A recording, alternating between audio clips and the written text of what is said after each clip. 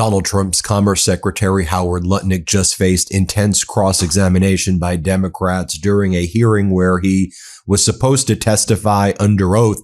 He refused to answer questions about his connections with Jeffrey Epstein. He said, don't worry, in the future, maybe I'll talk to the House Oversight Committee about him. I mean, he literally went silent and mute as Democrats asked him critical questions. Let me show you what went down when Democratic Congresswoman Madeleine Dean asked him this question. Let's play it. The American people wants to know, why did you lie about your relationship with Epstein? The House Oversight Committee and I have agreed. We are will the appropriate time reclaiming together. my time. I do not accept that answer. We've heard that one. We are our own committee. Then if you ever were wondering what happened with those Trump gold cards, remember they said they were going to sell 200,000 gold cards to expedite people's visas into the United States. If they paid like $1 million or $5 million. So far, after promising to sell 200,000, they've sold one. Here, play this clip of Congresswoman Meng cross-examining Lutnick. Let's play it. The gold card visa program. President Trump directed you in coordination with the Secretary of State and Homeland to establish a gold card visa program. As you know, people who are able to pay at least $1 million into Commerce's gift account are eligible for permanent legal residence and potentially citizenship. I wanted to ask how many of these applications have been approved and how many gifts have been received by Commerce?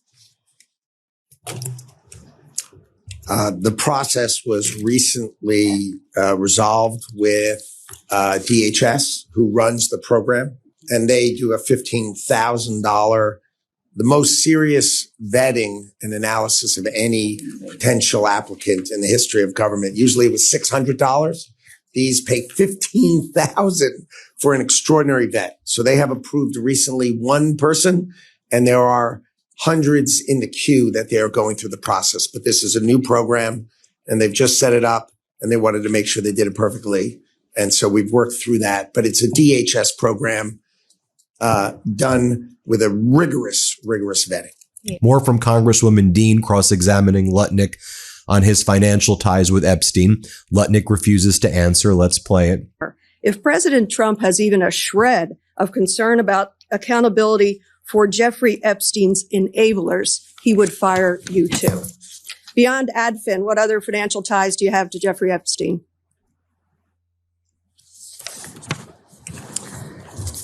As I said, I'm going to answer all these. Beyond AdFin, what other financial ties? You're the Commerce Secretary. We have a right to ask this question and get it answered. Again, I'm not going to spend the budget day discussing something. I've set aside time to spend on this topic. I'm going to switch topics. Colleagues. Let me switch topics. More from Congresswoman Meng. Right, a great cross-examination by Dean and Meng here. Congresswoman Meng said, so why did you publicly claim that you had no Epstein connections at all when you were clearly with him like a lot and you were on the island and you brought your children, you brought your little children to the island and little children of your friends to the island, you sicko.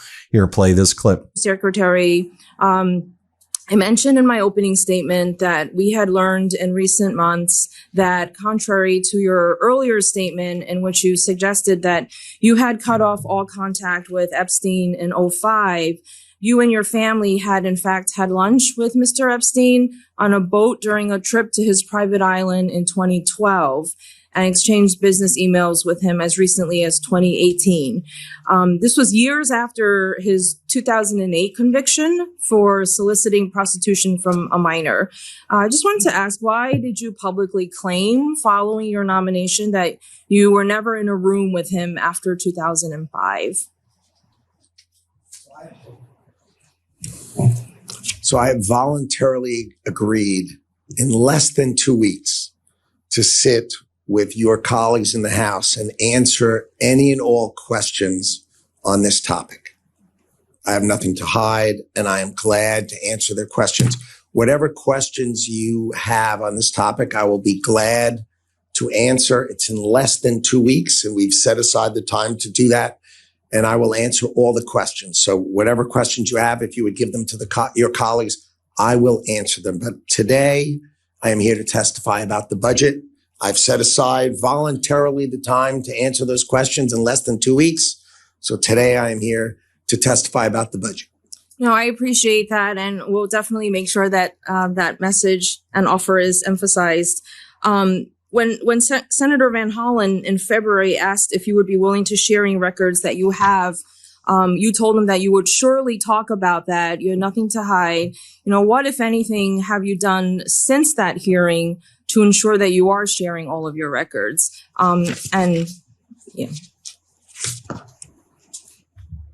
I've set aside in less than 2 weeks the time that your House colleagues want to have me answer these questions. I am here to testify about the budget, but I have set aside voluntarily the time to answer these questions. And as you correctly have said, I have nothing to hide. Okay. I just, why I'm asking is because our American public deserves honesty and accountability from those of us who have the privilege of holding public office. This is a budget hearing, but it's also about our American taxpayers' money.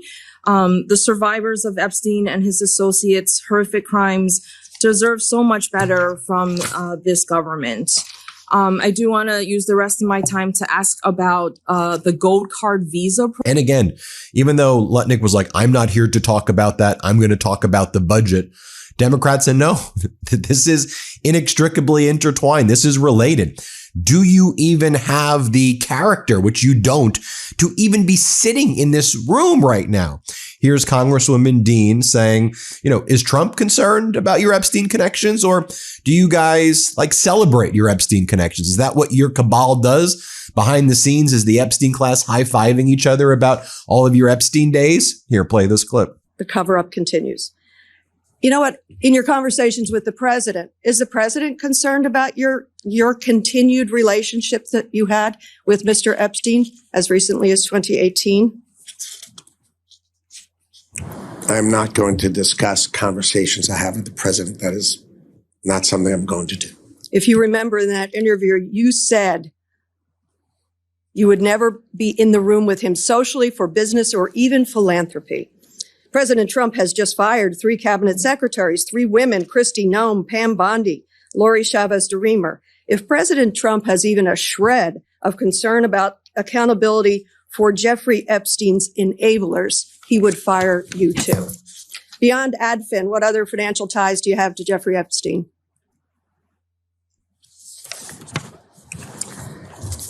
As I said, I'm going to answer all these. Beyond AdFin, what other financial ties? You're the Commerce Secretary. We have a right to ask this question and get it answered. Again, I'm not going to spend the budget day discussing something I've set aside time to spend on this topic. I'm going to with your switch House topics. colleagues. I like that cross-exam right there. Then you had a Democratic Congresswoman cross-examining Howard Lutnick on a bipartisan basis here, about how British Petroleum has locked out workers in his congressional district. And Lutnick starts to laugh at the idea of workers who are not able to make money anymore. Here, play this clip. National the security executive branch should be run by the President of the United States, elected by the people. Okay. So you stand for union jobs, because I need your help on this. British Petroleum in my district, which is an energy producer, the 3rd largest oil refinery, has locked out the United Steelworkers, approximately 1,000 families, men and women, because of contract negotiations. My Republican governor came to the picket line, Governor Braun. I agree with him in a bipartisan way that British Petroleum is putting our community at risk by having replacement workers who are non-trained, so environmental risks, and also safety risks for Hammond, East Chicago, Whiting. My community is a threat. Will you join me and ask the President of the United States to tell British Petroleum, a foreign company, energy producer, to go back to the bargaining table so that those very valuable union jobs you were just theatrical about will be saved and families in my community will go back to work? I didn't mean to be theatrical. Don't laugh. There's nothing funny about it. Don't laugh at my situation about 1,000 families out of work. That's not right. And that's not fair. Okay, I'm just putting things in perspective. Your comment of theatrical I had not intended. But when we're talking about union jobs, I have been. I mean, what a sicko this guy. Why are you laughing, Lutnick? More from Congresswoman Dean talking about how Lutnick's sons have been profiting based on their connections with the government. And Lutnick's like, that's not true. So Lutnick ran a company called Cantor Fitzgerald, right? And they're a private equity investment firm. They own a lot of subsidiaries as well. Lutnick's kids, the ones who went to Epstein Island, they're now running Cantor Fitzgerald while Lutnick is the Commerce Secretary. And they do a lot of business and a lot of deals based on their access to Trump. Among others, Congresswoman Dean talks about what she believes is going down. Let's play it. Let me switch topics. A different and equally disturbing issue, how your family is profiting from your work as Commerce Secretary. Let's start with tariffs. You and the president illegally imposed the highest tariffs on the American people since the Great Depression. And your sons figured out how to profit from the high tariffs by buying up refund rights, pennies on the dollar, just as you were out there cheerleading the tariffs. As a result, federal taxpayers like my constituents may now owe your family tens of or hundreds of millions of dollars. I wonder if President Trump is concerned about you and your family profiteering off the illegal tariffs. You know that is false. Here's reporting. I'd like to put it in the record. Howard Lutnick's old firm did not, in fact, profit from Supreme Court tariff ruling. It is just not sons. true. It's your sons. The No, reporting his is old firm and my sons. It is not Mr. Chairman, true. reclaiming And my time. No, it's not true. I have it's asked not true. Mr. Chairman, reclaiming about 20 seconds. I hope you recognize how fundamentally wrong and corrupt this is. I hope you take accountability and have the decency to resign before you are fired. It's not true. I yield. Then you have Democratic Congressmember Ivey asking Howard Lutnick about, what are you doing to help with the tariff refunds? Are you taking any steps to help the American people? Let's play it. And by the way, at the time that the president learned of the Supreme Court's ruling, you were standing there in the Oval Office with him as he criticized the Supreme Court for the ruling. So it's clear that it's in your bandwidth as Secretary of Commerce. And it's clear that the tariffs are highly relevant to your role as secretary. So is there anything, and if there's something the Trump administration was doing about refunding this, I'm sure you would know about it. So is there anything that you're aware of that the Trump administration is doing to help the refunds go back to smaller businesses and individual customers? Again, the process of setting tariffs I participate in, but Customs collects them, and Customs is responsible for the portal and all these things. I'm just to the best of your knowledge, there is not. I wouldn't know one way or the other is the right way to answer. Oh, come on, Mr. Secretary. You have no idea whether the $166 billion, and that's without interest. You don't know if there's a process in place to collect that money. And by the way, once the Supreme Court declared them illegal, the president immediately said he's going to roll out a new set of tariffs, which you were also connected with, that replaced those funds. You have no idea if the administration is doing anything with respect to the refunds? You really don't. No. As I said, there's a portal that has been put out, but it's by Customs and Border Patrol, and I'm not participating in that portal. Let's do it this way. Would you commit today to participate in setting up something with the administration, through the administration, to help make sure that small businesses who were not the front line with respect to the payment of the brokers, and especially individual consumers, get a chance to get a refund? Well, that makes perfect sense. You're committing to do that. It makes perfect sense to me. All right. Well, we will definitely follow up with that. I appreciate your commitment on that front. And with that, I yield back. Then you had Congresswoman DeLauro and Lutnick over here, where Lutnick basically claims that he doesn't know how many manufacturing jobs have been lost. Let's play it. Administration, but you all have been here for well over a year, and we now need to measure your performance against standards that you set. There is a decline in manufacturing jobs that we've seen in the first year. So let me ask you what your response to that is, in the decline of manufacturing jobs. The tariff and trade policy of President Trump and this administration is to bring manufacturing back to America. But as Representative Ming points out, when we were up in Micron, we broke ground on $100 billion plant that's going to have 40,000 construction jobs. TSMC in Arizona, again, 40,000 construction jobs. I broke ground in Ohio, 25,000 construction jobs. So the manufacturing is going to start in 2 or 3 years when these factories come online, but construction, bringing this back, 400 billion in pharmaceuticals, 200 billion in autos. These are huge historic numbers. Let me reclaim my time for a moment, Mr. Secretary, because I know, but you can't even tell us how many jobs we've lost. So I don't know about what we're seeing in the future, but you this is a good. More from Congresswoman Dean. Let's play this clip. With the survivors, I again went to the Department of Justice to review the unredacted Epstein files, to seek accountability and justice for the victims, the more than 1,000 victims and survivors. And today, Secretary Lutnick, I have some questions for you about what I saw. Let's start with your relationship with sex trafficker Jeffrey Epstein. In October, you told the New York Post with colorful narration that the last time you saw Jeffrey Epstein was in 2005 when you took a tour of his house, which happened to be right next door to yours. You claim you and your wife were so grossed out by this disgusting person, you swore you would never go back. But when the Epstein files came out, it turned out that was a lie. You were forced to admit that you had visited Epstein's private island in 2012, 4 years after Epstein pled guilty soliciting a minor for prostitution and was labeled a sex offender. You brought along your wife, your kids, your nannies to the predator's island. Incredibly poor judgment. But that even wasn't the whole truth. It turns out that 5 days after visiting his island, you and Epstein signed a business deal together as co-investors in a digital advertising company, Adfin. An email showed you stayed in touch with Epstein about this deal as late as 2018. Secretary Lutnick, why did you lie to the New York Post about your relationship with Jeffrey Epstein?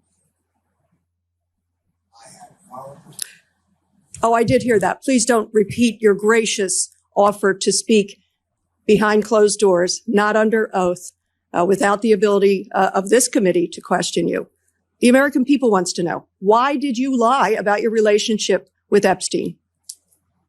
The House Oversight Committee and I have agreed. We are will the spend appropriate the time reclaiming my together. time. I do not accept that answer. We've heard that one. We are our own committee. We have our own reason to test your credibility and veracity. Please answer the question. Why did you lie to the Post? I have voluntarily agreed to spend the time and talk about it. I reclaim the time. Let the record reflect you're dodging the question. The cover-up continues. You know what? And then just so you all remember what Howard Lutnick said during those bizarre cabinet meetings. And if we sell, just remember, 200,000. There's a line for EB5 of 250,000 right now. 200,000 of these gold green cards is $1 trillion to pay down our debt. And that's why the president is doing it, because we are going to balance this budget and we are going to pay off the debt under President Trump. They've only sold one. Play the clip. Speaking of potentially great ideas, can you tell us about the Trump card? Sure. So if you have a green card, which used to be a green card, now gold card, you're a permanent resident of America. You can be a citizen, but you don't have to be. And none of them are going to choose to be. They pay $5 million and they have the right to be in America. Yeah. As long as they're good people. And they're vetted. And they can't break the law. We can always take it away. If they do something horrible, you can take it away. But the idea is, if I was not American and I lived in any other country, I would buy 6, one for me, one for my wife and my 4 kids, because God forbid something happens. I want to be able to go to America and I want to have the right to go to the airport, to go to America, and them to say, hello, Mr. Lutnick and the Lutnick family, welcome home, right? And once I'm home, I might as well build a business. Yeah. So you have the most productive people in the world going to start spending time here. They're going to have a family office. They're going to hire some people. About 2 weeks from today, it goes out. Elon's building me the software right now, and then out it goes. And by the way, yesterday I sold 1,000. Oh, you did? I got a poly market I created on how many are you guys going to sell this year. And how many people do you think there are that could qualify in the world? There are 37 million people in the world who are capable of buying the card. In case you were wondering. 37 million. That's a lot more than ChatGPT told me. Who are capable of buying it. Who are capable of buying it. Now, I'm not saying they will, but they're capable of buying. How many do you think you'll sell? The president thinks we can sell 1 million. So That's $5 trillion. And now I want to bring in Democratic Congressmember Mike Levin, who's investigating a lot of the corruption that we saw when Lutnick was being cross-examined right there, but also some other things I want to talk about as well. I mean, this should be a bigger story right now, but Viktor Orban in Hungary was working with CPAC, the so-called Conservative Political Action Committee, and apparently using government funds in Hungary to basically prop up what was almost like a defunct CPAC.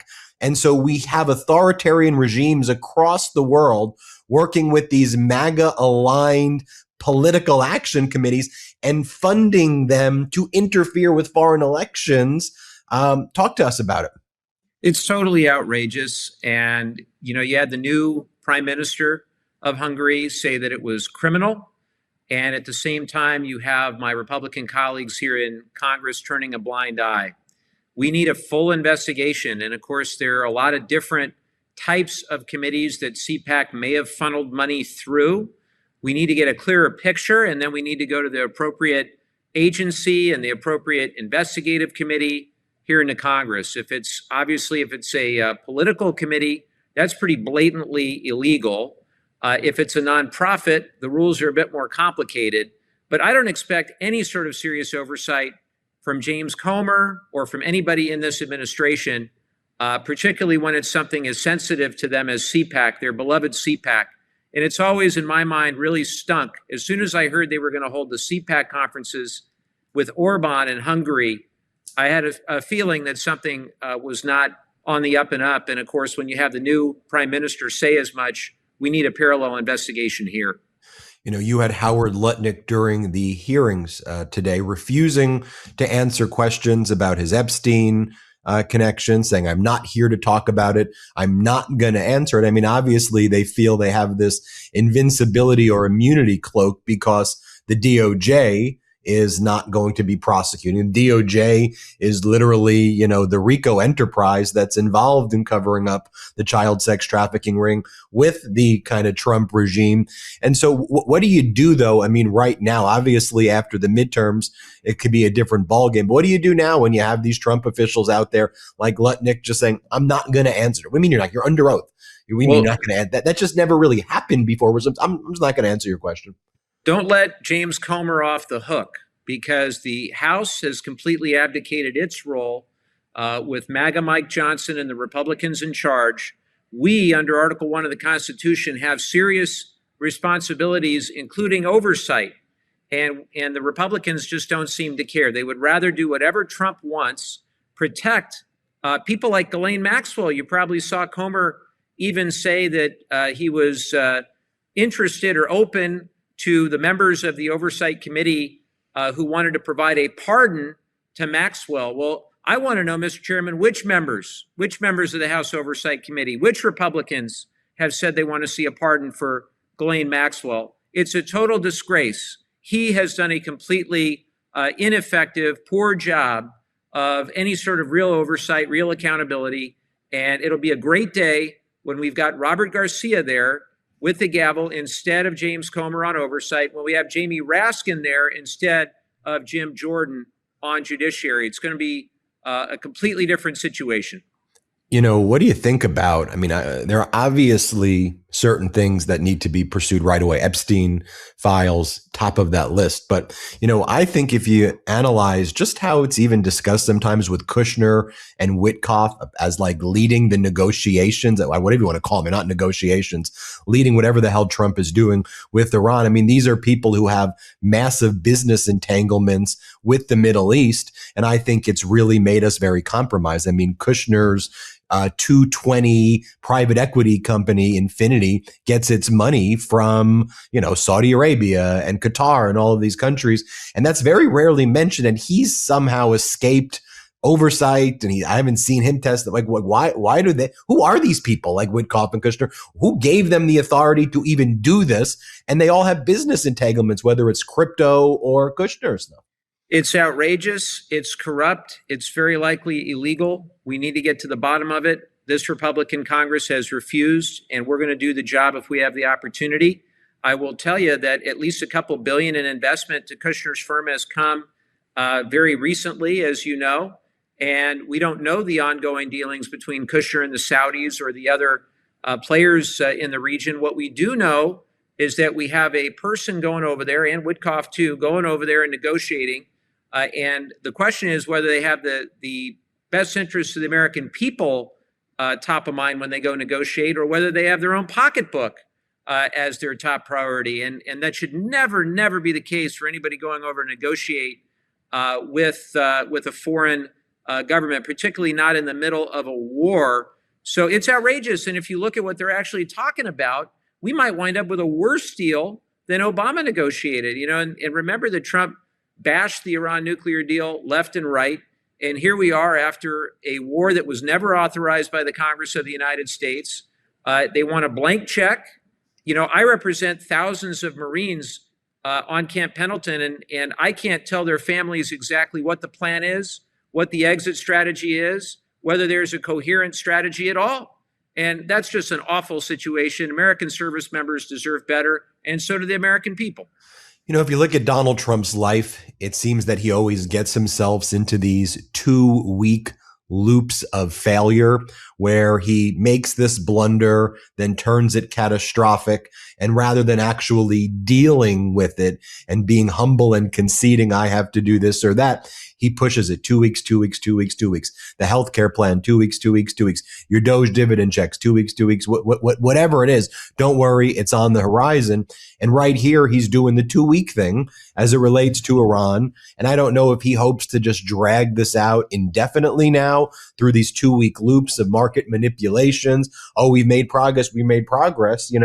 The credibility is entirely shot. The rest of the world looks at this stuff when he sends, if you don't do it by this date, it's obliteration. Then he doesn't do it. And he says, now because of this, that, and the other, I'm extending it. We all know like that didn't happen. Like you're making up fake things that aren't happening in the world. It's kind of humiliating, but is there a way out of the 2-week loop, or just what do you make of this moment that we're in? The other piece of it is who's making money every couple of weeks when he makes these major announcements that he's either going to delay or he's going to ramp things up. Whether it's oil futures or prediction markets, it's clear that there may be people with material inside information who are making a huge windfall, which is also illegal and unethical and needs to be investigated. I think that the American people have had about enough of this. He's currently at 33% and falling. And if you look at the numbers, even on the economy, he's way upside down, particularly with independents that will really determine who wins the midterms. And so I think the American people have heard this bill of goods from Donald Trump again and again and again. I think more and more are finally wisening up to the fact that this guy has no plan. And you're right, he does something more outrageous every day so that you forget the outrageous thing he did the day before. And I think people are sick of it. It's just fascinating. And we'll close here. He's less popular than Nixon when Nixon resigned among independents. He's less popular than George W. Bush heading into the Great Recession and the peak of the disasters in the Iraq War. But with those administrations, publicly, it was talked about in a way like this guy needs to resign, like he needs to get out. And what's fascinating as part of this right-wing oligarchy is while the people are all like, this guy needs to be impeached, this guy needs to resign, 25th Amendment, get this out. If you turn on the TV, you get like a normal news cycle when this is actually unprecedented levels of unpopularity and people wanting the guy resigned out immediately. And so maybe reflect on that moment before we go. My Republican colleagues are the ones who are most behind when it comes to the average American. I think they're starting to see that this president really doesn't have the stability to be able to make these life and death decisions. I thought it was stunning that as they were making these decisions with regard to Iran, they didn't want the president even in the room for some of it. That should alarm every single person, regardless of your party. But I think what's going to happen is you're going to have a number of these Republican primaries. My colleagues on the other side are going to get through those primaries. Maybe they'll see the president's down in the low 30s in approval, even down into the 60 to 70% I saw in one poll among Republicans. And maybe, just maybe, that'll encourage some of them to grow a backbone, which they haven't had during the first year and a half of this disastrous second term. Congressmember Mike Levin, thanks for joining us. Thank you. Everybody hit subscribe. Let's get to 7 million subscribers. Want to stay plugged in? Become a subscriber to our Substack at MeidasPlus.com. You'll get daily recaps from Ron Filipkowski, ad-free episodes of our podcast, and more exclusive content only available at MeidasPlus.com.